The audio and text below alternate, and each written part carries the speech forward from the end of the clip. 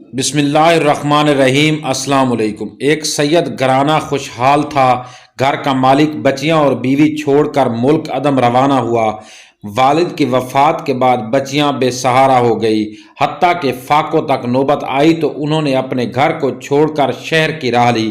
شہر میں ایک بے آباد مسجد میں ڈیرا ڈال دیا اور بچیوں کی والدہ ایک صاحب ثروت مسلمان کے گھر گئی اور اپنی بیتی کہانی سنائی۔ اس پر اس امیر مسلمان نے کہا کہ تم اپنے سید ہونے کا ثبوت فراہم کرو اور میرے پاس گواہ لاؤ۔ وہ پریشانی میں اس کا در چھوڑ کر ایک مجوسی کے ہاں میں بچیوں کے ساتھ چلی گئی۔ اس مجوسی نے ان کی نہایت اعلیٰ طریق سے اوبکت کی۔ رات خواب میں اس امیر آدمی نے دیکھا کہ روز حشر ہے اور حضور صلی اللہ علیہ وسلم پر حمد کا پرچم لہرا رہا ہے اور قریب ایک جنت کا محل ہے۔ اس نے کہا، یا رسول اللہ صلی اللہ علیہ وسلم، یہ محل کس کا ہے؟ آپ صلی اللہ علیہ وسلم نے فرمایا، ایک مسلمان کے لیے ہے۔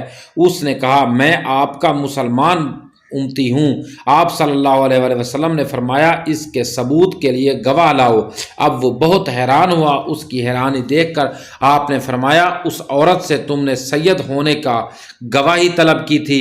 اس پر اس کی آنکھ کھل گئی۔ اس نے بہت کوشش کر کے مجوسی کے ہاں اسی سیدہ اور بچیوں کی تلاش کر لیا اور مجوسی کی خوشامد شروع کر دی کہ ان عورتوں کو میرے ہاں بھجوا دو۔ اس مجوسی نے انکار کر دیا کہ ان کی بدولت میرے ہاں بہت سی نعمتیں آئی ہیں اور مجھے برکات نصیب ہوئی ہیں۔ اس پر اس امیر آدمی نے مجوسی کو نقدی کا جھانسا بھی دیا کہ 1000 دینار کی رقم لے لو اور انہیں میرے ہاں بھجوا دو۔ اس کے بعد امیر شخص نے صبر کا ارادہ کیا تو مجوسی نے کہا، تو نے خواب میں جو محل دیکھا تھا وہ میرے لیے پیدا کیا گیا ہے۔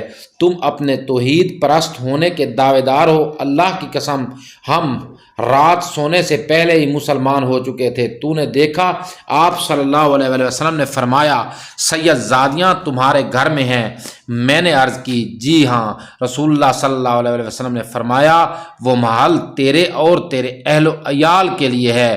وہ امیر مسلمان ہاتھ ملتا رہ گیا۔ دوستو، اگر آپ نے چینل سبسکرائب نہیں کیا تو سبسکرائب کر لیں، بیل آئیکن اور نشان کو ہلکا سا پریس کر دیں۔ شکریہ۔